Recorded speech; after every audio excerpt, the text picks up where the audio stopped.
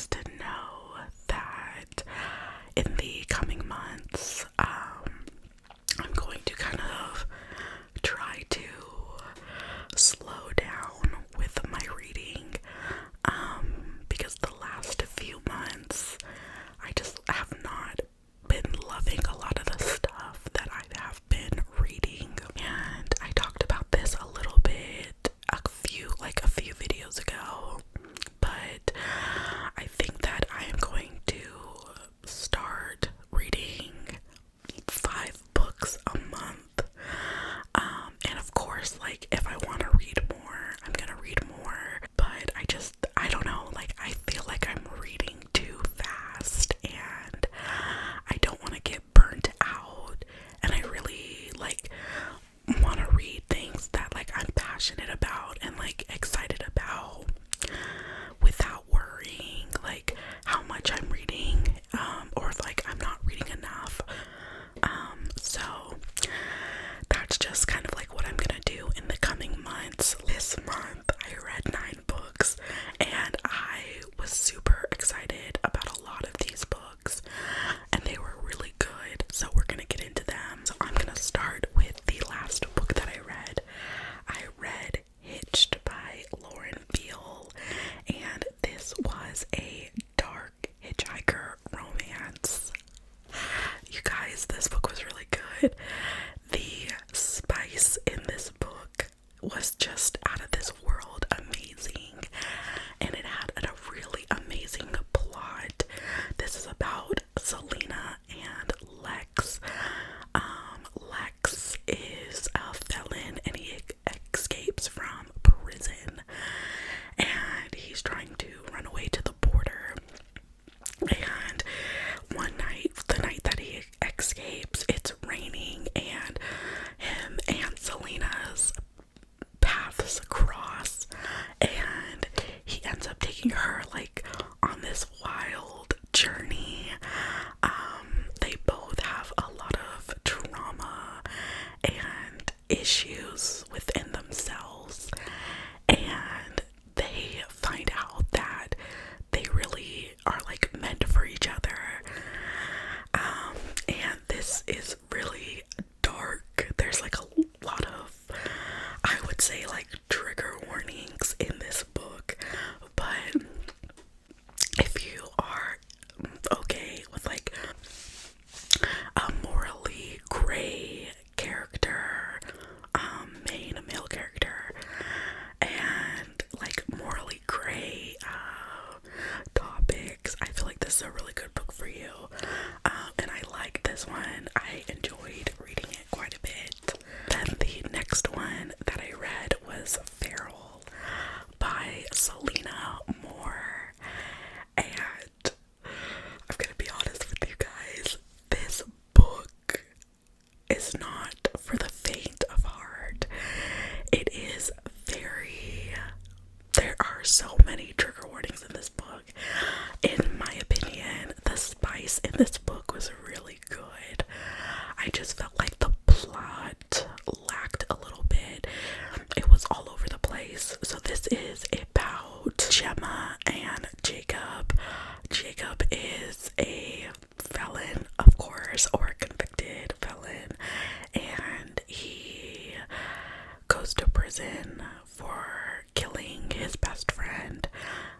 And there's, like, a lot of reasons why he's out of prison.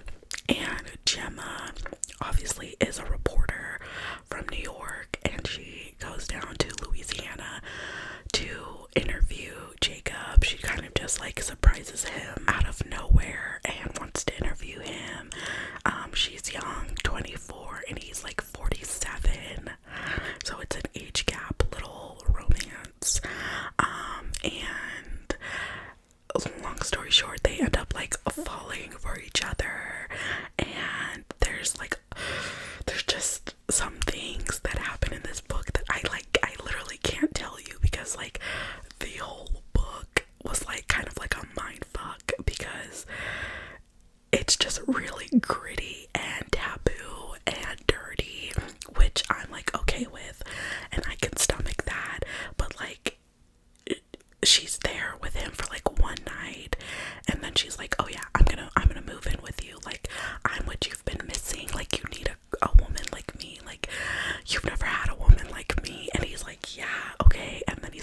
gonna knock you up and marry you and just like all of this stuff, and it like happens so fast, and you're like, but y'all barely know each other.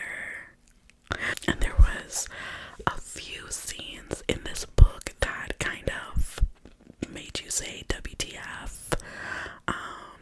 Not something you were expecting. But other than that, it was okay. I would like give it like 2 stars. Like, I would definitely recommend something else, but like it was good for what it was. So the next book that I read, I was super excited to read this book. It is more of a memoir-esque vibe. It is Breaking Free by Rachel Jeffs. You guys, so I kind of like entered my cult era this month. I don't know, I've just been like really fascinated by like cults and like people in cults and like how people get sucked into cults. And I'm pretty sure like this is a very well-known story. Pretty much this is about Rachel Jeffs, whose father is Warren Jeffs, who ran the like FLDS cult out of like Utah, I believe. And I think that they are supposed to be like a separated, removed branch of the religion of the Mormon religion. Pretty much this is about polygamy and incest and how she escaped this religion, and it's all about her life and like growing up and her father getting arrested by like the feds, and how he still had such a hold over everyone in the congregation, because technically like they're all related, because he had like a bunch of wives, because they're like polygamist. So he had a bunch of wives, and then the men like in this religion, in this cult, they had a bunch of wives, and like it's just such a crazy story. This is a total page turner. Like, once you pick this up, you will not be able to put it down. And I know that this book has been out for like quite some time. I just came across it scrolling, and I actually got this copy off of Bingo Books. But I'm so glad that I did, and I'm so glad that I read it. And then in the middle it has like photos of their family. It's a very sad story, but I definitely feel like it's something that needs to be read, because like you wouldn't realize like this is something that's going on, and it really puts religion into perspective for you. I read Click by Brianna Michaels. I really just wanted to read something smutty. Like, I wanted to read smut. I'm just being honest. I really didn't want romance. I didn't want them to like fall in love or anything. I wanted smut, okay? And I found this book. But oh my god, you guys. Yes, there is like a lot of spice in this book, but the actual plot of this book, and just like the way that the relationship progresses, really like sucks you in and makes you believe. So this is about Carson and Mac. Mac just broke up with her long-term boyfriend, and Carson is a boudoir photographer, and Mac had scheduled a photo shoot with him when she was still with her boyfriend to take like cute photos for him. And she's like, you know what, I'm gonna cancel just because like I'm not with him anymore. And Carson is like, no, like you need to come in, like you need to do this for you. But he tries to just convince her to do it for herself and to come in and yada yada yada. And so they actually end up connecting beforehand on a like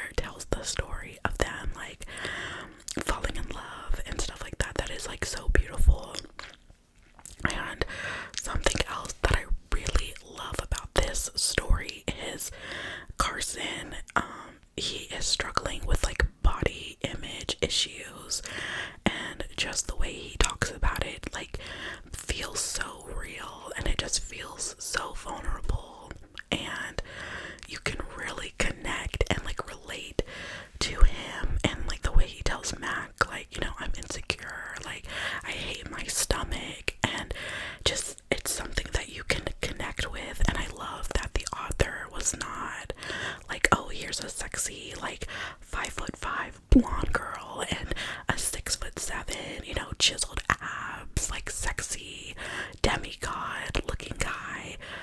Like, she made them like average people, and it made that the story so much easier to digest, and I just loved everything about it. And it was such a page turner. Like, the night I started reading it, I literally read like the first 150 pages like in one sitting. Like, I just could not get enough. Alright, so a book that I had on my TBR for a very long time, I finally picked up and I read. I digested this book so quickly. This is The Handmaid's Tale by Margaret Atwood. I was really hesitant about reading this book just because I've never seen the show, so I really didn't know like what I was going into or what to expect. So this was a dystopian novel, pretty much touching on environmental disasters and declining birth rates leading to a civil war. I believe, if I'm not mistaken, I think it was like semi-religious. And Offred is our female main character, and she is a handsmaid. Pretty much her whole shtick is to have a baby with the commander. The commander has a wife, but apparently like she cannot produce a baby for the commander, and it goes a lot of back and forth within Offred. Like, is this right? Is this wrong? Like, the way that we're living, because you're not supposed to like think about your life before, or you know, where you live is like where you live. If you betray like the rules, they will kill you. And it just kind of goes into that.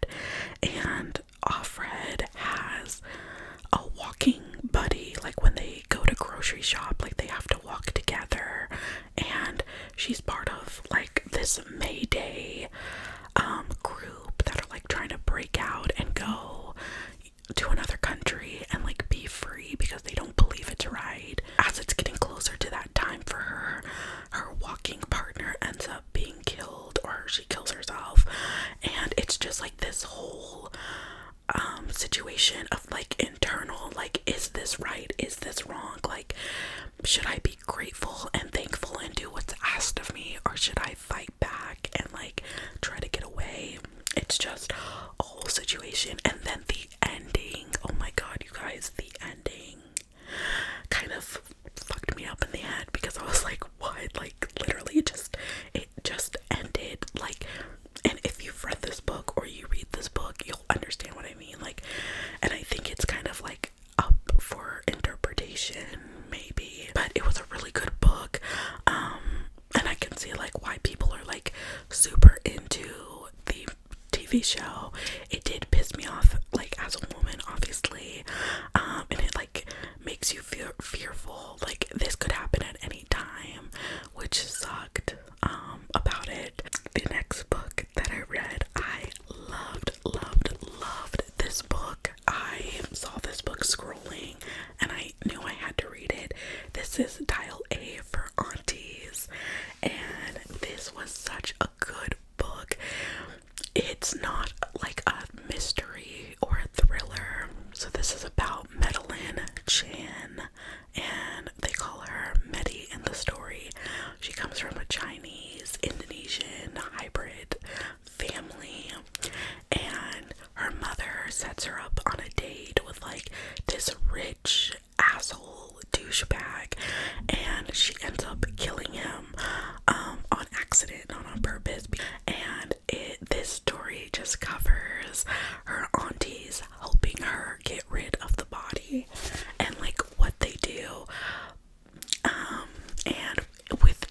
this story though is a love interest comes back, or they kind of like see each other again, and that just like sparks all of these emotions. And the way that the author wrote this book was so perfect, because it's not like a romance, but there is like romance within. It was such a good book though, and I could not recommend this book enough. 10 out of 10. Okay, the next book that I read, I wanted to love. Trust me, I really wanted to love this book. But I don't know, let's get into it. I read Bunny by Mona Awad, and this book was a literal mindfuck. Like, I cannot even like tell you like what exactly this book was about. It just was so weird. And somebody in the comments, please explain to me, because like literally, so our female main character Samantha, she is a writer.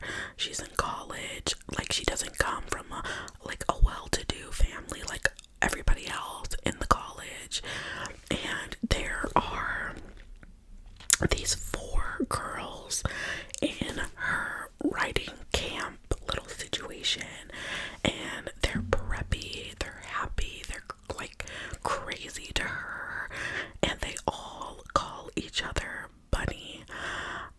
And they end up like inviting Samantha over to like do a ritual to like help them become like a better writer. And like they feel like she's not a good writer, because like all of her writing is like dark and twisted, and she just ends up like getting herself sucked into like this situation. And this book like messes with your mind, because you're not sure like what is real and what is fake. And as I'm like reflecting on what I read, because this was like one of the first books I read this month, as I'm reflecting, I'm taken back to that thought process, because there's bunnies, there's wolves, there's like boys who are like half like wolf, half boy. There's a swan. I don't know, like I knew this book was gonna be weird, but like I don't know, I just like, I feel like I can't process like what I read, and like I feel like I don't understand what I read, and I don't like that. Maybe I'm just like not analytical enough, or like a deep enough thinker to like understand, which I don't like. Like, I don't like feeling like that. So this book that I read is for all of my reality TV girlies, specifically Vanderpump Rules girlies. There's so much that I can say about Vanderpump Rules, and like this video is not the video for me to get into it, but I decided to read Next Level Basic by the one, the only Stassi Schroeder. If you are a reality TV girl, if you watch reality TV, if you know anything about Bravo, the Bravo-verse, you know who Miss Nastasia Schroeder is. And I decided to pick up this book because it was time. I wanted to read something fun, and this was really fun. This was Next Level Basic, the definitive basic bitch handbook, and this was such a fun read. Like I really enjoyed reading this book, because it's not like anything I've ever read before. It's not like a self-help book, but it is just kind of like a life manifesto for like a basic bitch. And it was so fun and just like so carefree,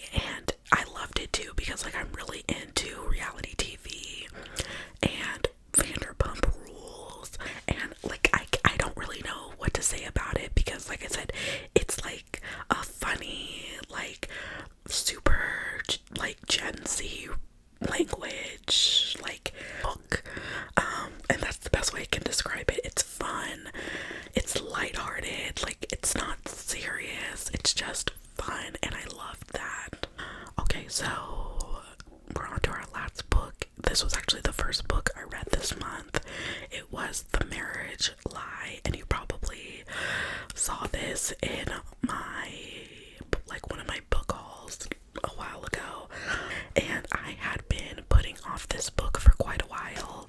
So this is about Iris and Will. They have been married for 7 years, and Will goes on like a work conference trip to Florida, and on the day that he leaves, a plane actually crashes that was headed to Seattle.